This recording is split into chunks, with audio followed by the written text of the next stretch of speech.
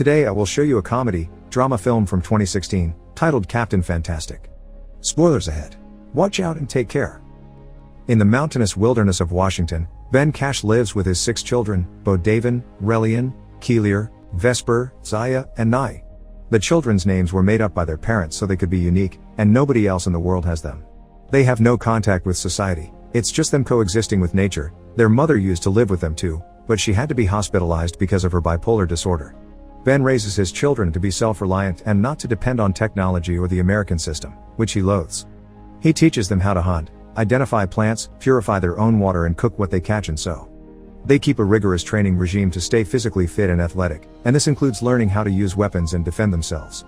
Ben also teaches them how to think critically, giving them advanced text to read and testing them on them every day, passing on to them his and his wife's left-wing anarchist ideals that made them leave society behind in the first place.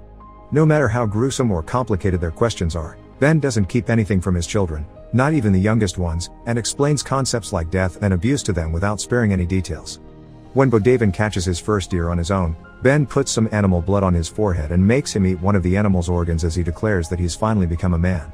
Later in the evening, after reading around the fire, the family takes out their instruments and plays some happy tunes while dancing. The following day, Ben and Bodaven drive their bus to town, where Bodaven has trouble interacting with girls his age. While Ben sells some of the stuff he crafts, Bodaven checks their P.O. box. There, he finds a bunch of letters from the universities he's been applying to in secret, and he's surprised to find he's been accepted into all of them. Ben goes to a bar to call his sister Harper, asking for news about his wife, and Harper can only cry while she informs him last night, Leslie died by her own hand. After they return to the forest, Ben spends some moments under a waterfall, mourning the love of his life, before returning to his kids to give them the news, promising them nothing will change as they all start crying too. Enraged by grief, Relian takes a knife as he curses and almost stabs his father with it, but he stops himself before doing anything drastic and begins stabbing the wall instead, cursing and telling Ben he hates him. That night, Ben looks through their old paperwork to find Leslie's will. The following morning, the kids are still put through the usual training routine, but they want to know about their mother's funeral.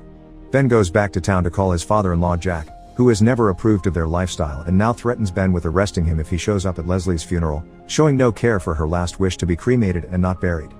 Leslie's mother Abigail picks up the phone next, telling Ben the funeral will be in 5 days in their church in New Mexico, but she doesn't think it's a good idea for him to come either. The kids aren't happy to hear this, but Ben reminds them that his getting arrested could mean losing custody of them. After spending the entire night dreaming of Leslie, Ben wakes up to find his kids dressed up and ready to go rescue their mother, so he reminds them again it's impossible and sends them to train. Today, they're rock climbing, during which Relian slips and hurts his hand. Instead of helping him or comforting him though, Ben guides him to withstand the pain and keep going, reminding him there will be times he'll have nobody to help and he needs to know how to survive on those occasions. Once training is over, Ben notices the kid's mood is really low, so he decides they'll be going to the funeral after all. They spend long hours on the road, only parking to sleep or stopping by the bank to withdraw some money. On their second day of traveling, they're stopped by the police, who checks Ben's license and registration, then enters the bus when he notices the kids aren't at school and there is a bunch of books around. To scare him off, Bodaven explains they're homeschooled under the eyes of God, and together with his siblings they begin singing a Christian song. This is enough for the cop to leave them alone. After many hours of traveling, they stop near a flock of sheep, but the kids don't dare shoot them because they're just standing there. Since they're hungry, they go to a diner, and the siblings get excited about possibly trying out some foods they never had before, like hot dogs, pancakes, and cola, which Ben calls poison water. Seeing as there isn't any real food on the menu, Ben takes the kids away without ordering and they go to a supermarket instead. There, Ben pretends to have a heart attack, and while everyone at the market is busy checking on him, his kids steal some food and run out of the place without being noticed. Only one of them stays behind to give Ben a fake pill that he takes to pretend to feel better so he can leave as well. Afterward, they go to a nearby park to eat what they stole, and Ben reveals a cake because they'll be celebrating in advance Noam Chomsky Day, a holiday they made up after the famous philosopher. Ben has brought weapons for everyone as gifts, but Relian isn't happy. He wishes they could celebrate Christmas like normal people. His father asks him to present a case and make a good argument, but Relian isn't in the mood for it and just returns to the bus. Their traveling eventually takes them to Ben's sister's house. Harper lives with her husband Dave and their sons Justin and Jackson, who make fun of the siblings for not knowing famous brands. Things get awkward over dinner because Ben doesn't hold back when it comes to sensitive topics and explains everything in detail, which Harper and Dave don't want their kids to listen to. They go outside and argue about it, so Ben apologizes for not respecting the way things are done in her home. Then the kids come out too because they'll be sleeping in the garden, ignoring the fact Harper prepared the rec room for them. The following morning, Harper and Dave confront Ben and tell him the kids need to go to school and learn about the real world, to which Ben responds by calling her boys and Zaya over. Harper's sons can't answer what the Bill of Rights is, but Zaya can, proving the education they're getting from him is just fine. Shortly after, they go back to the road, and after a bunch of hours traveling, this time they take a break at a motorhome camping site. There, Bo Davin meets a girl his age called Claire, who thinks he's a little weird but enjoys talking to him anyway. Bo Davin tells him they're from Paris, that his dad is writing a book, and his mom works on some classified stuff for the government, but he fails to understand many cultural references she makes. They still end up making out, which blows Bo Davin's mind, and when Claire's mother finds them, he gets on his knees and asks for Claire's hand in marriage after giving a touching speech about how she opened his mind and his horizons. The two women laugh, thinking he's joking, and return to their own van. The next day, Bo Davin won't stop looking at her through the window while they leave. After such a long trip, they finally make it to New Mexico, so they park the bus on the church's parking lot and sleep there for the night, where Ben dreams of Leslie again. The following morning, the family puts on the best clothes they have and enter the church in the middle of the funeral mass, earning bad looks from Leslie's parents, Jack and Abigail. When the priest reaches the part of his speech where he names Leslie's husband and kids, Ben takes the chance to interrupt him and give a speech of his own. He tells everyone that Leslie was Buddhist and hated organized religion, so she would be hating this farewell, and that on her will, she asked to be cremated while her loved ones celebrate life with song and dance, then her ashes should be thrown down the toilet. Jack can't stand this, so he calls security to drag Ben out, and the kids leave with him. Once the mass is over, Jack and Abigail come over to say hello to the kids, but Jack tells Ben he's the worst thing that's happened to his family and that he can't come to the funeral, but the kids can. Ben refuses, not wanting anyone to take the kids from him, but he does get on the bus with them to follow the cars in order to stop them from burying his wife. The kids beg him not to do that because it'll get him arrested and they don't want to lose him like they lost their mother, so Ben gives in and drives away so they can camp at a park.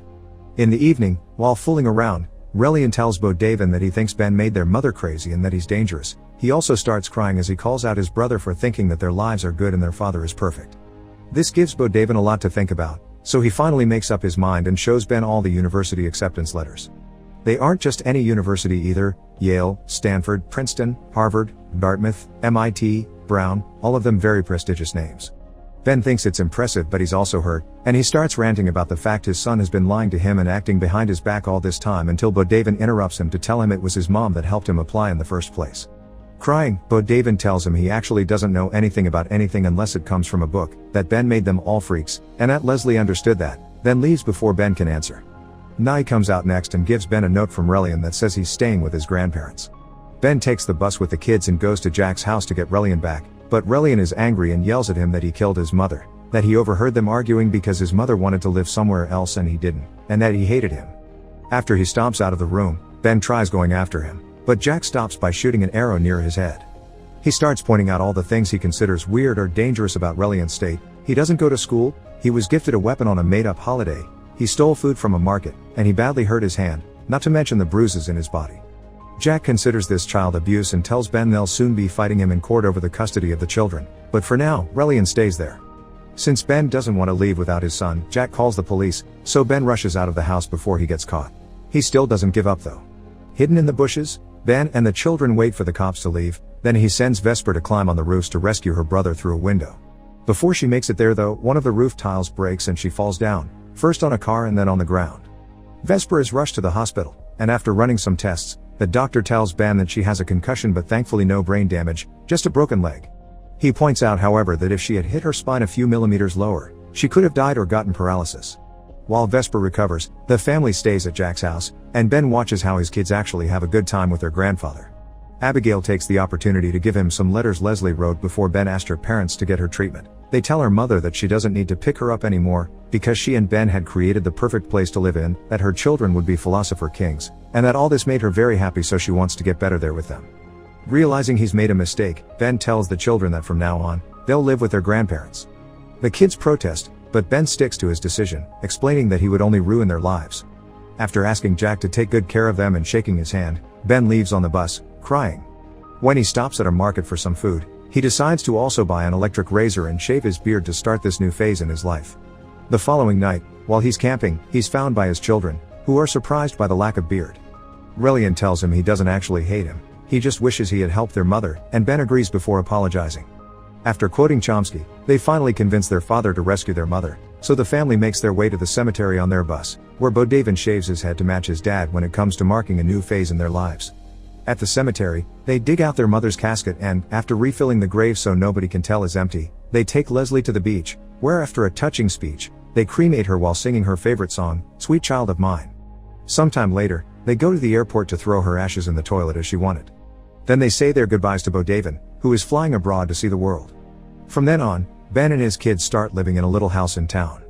He still teaches them how to coexist with nature, but he also allows them to go to school, finding a perfect middle point between his ideologies and their well-being. Make sure to subscribe and turn on notifications so you can watch more videos like this. Thanks for watching.